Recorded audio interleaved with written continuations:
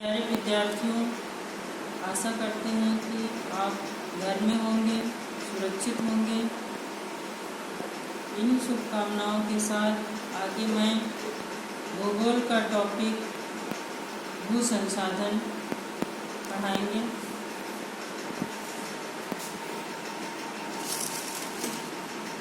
भू संसाधन पहले पाठ का ही टॉपिक है। संसाधन और विकास के ही पाठ का टॉपिक है। भू संसाधन यानी भू से मतलब होता है भूमि, संसाधन का अर्थ है संसाधन। भूमि जो है वो एक बहुत महत्वपूर्ण प्राकृतिक संसाधन है। भूमि से ही हमें प्राकृतिक वनस्पतियां मिलती हैं।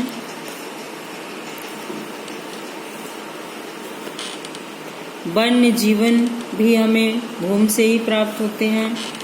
मानव जीवन, मनुष्य भी जो है वो पृथ्वी पर ही रहता है। आर्थिक क्रियाएं, हम आर्थिक क्रियाएं भी जो है भूमि पर ही करते हैं। परिवहन एवं संचार व्यवस्थाएं भूमि पर ही आधारित हैं।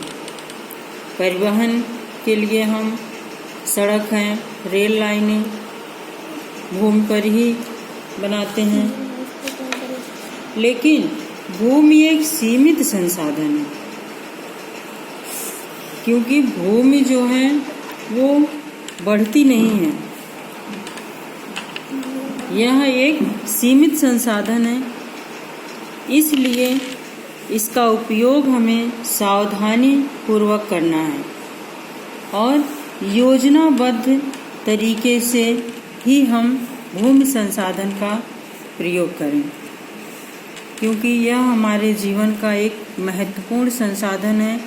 भूमि संसाधन पे ही सारी आर्थिक क्रियाएं की जाती हैं। अब भारत में भूमि कितनी प्रकार की है तो हम ये पढ़ेंगे। भारत में विभिन्न प्रकार की भू आकृतियां पाई जाती हैं। मतलब भूमि का आकार अनेकों प्रकार का है। जैसे पृथ्वी पर यानी भारत में भी कुछ भाग पर पर्वत हैं, कुछ भाग पर पठार हैं, तो कहीं मैदान हैं तो कहीं द्वीप है।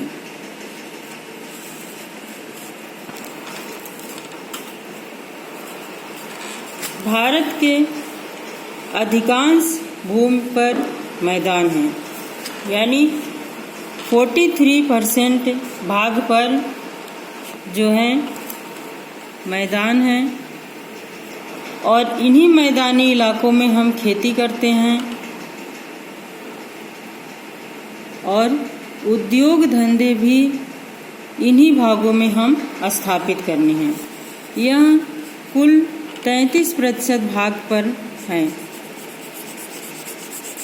33 नहीं, 43% भाग पर है। अब दूसरा है पर्वत। पर्वत वो 30% भाग पर पाया जाता है। पर्वत जो है 30% भाग पर पाया जाता है।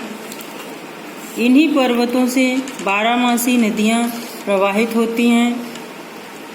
पर्यटन का विकास भी हम इन्हीं पर्वतीय स्थानों पर करते हैं।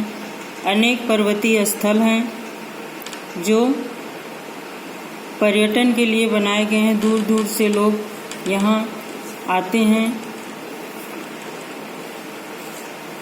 और तीसरा है पठार। पठार 27% भाग पर स्थित है और इसी पठार से हमें खनिज प्राप्त होते हैं, जीवाश्म ईंधन और वन। इस तरह से इन्हीं पठारों पर जो है खनिज, जीवाश्म ईंधन और वन पर्याप्त मात्रा में संचित हैं।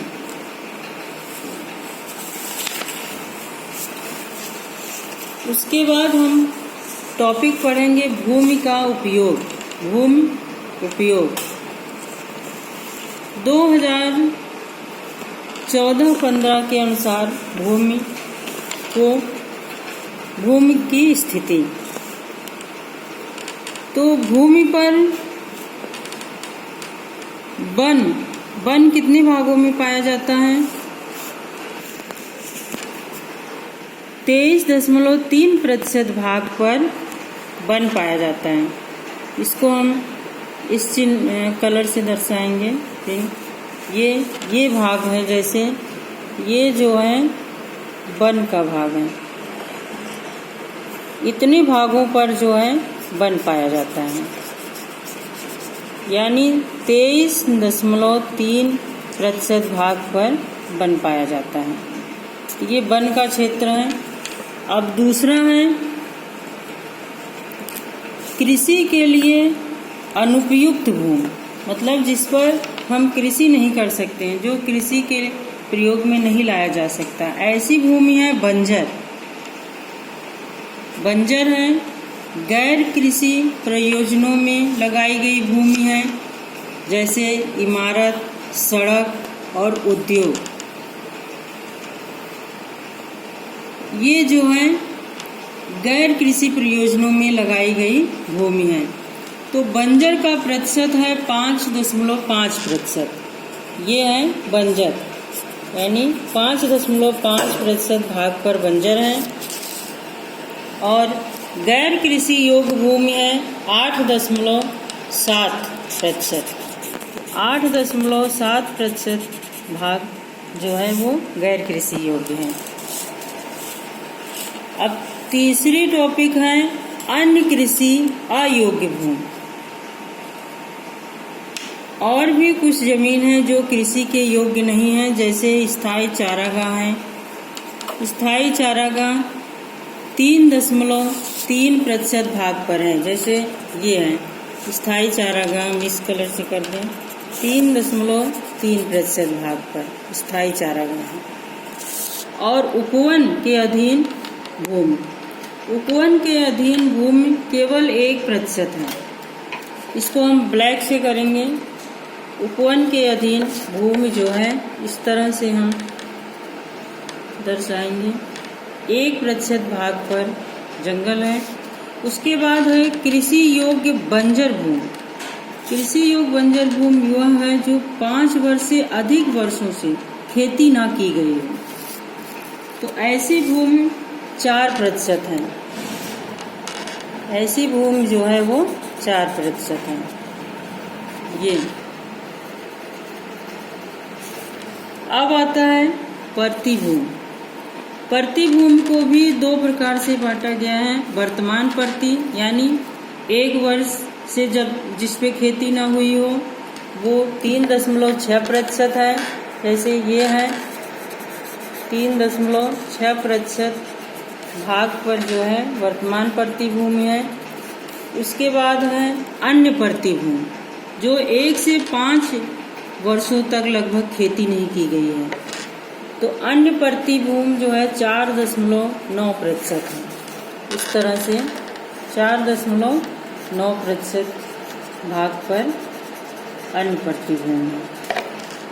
अब आता है शुद्ध बोया गया क्षेत्र, जिसका हम प्रयोग करते हैं, कृषि कार्यों में करते हैं और नियमित जिस पे कृषि की जाती है। एक कृषि वर्ष में 1 बार से अधिक बोया जाता है। इस शुद्ध भूमि पर 1 वर्ष में हम 1 से अधिक फसलें उगा सकते हैं, जैसे रबी, खरीफ, जायद की फसल उगाते हैं। और एक कृषि वर्ष में 1 बार से अधिक बोए गए क्षेत्र को शुद्ध बोए गए क्षेत्र से जोड़ने पर ही सकल कृषित क्षेत्र निकलता है। तो सकल कृषित क्षेत्र कितना है? 45.5% भाग पर शुद्ध खेती की जाती है, जो ये भाग है शुद्ध खेती। तो शुद्ध खेती जो है 5% भाग पे की जाती है। धन्यवाद। अगला टॉपिक अगले वीडियो में।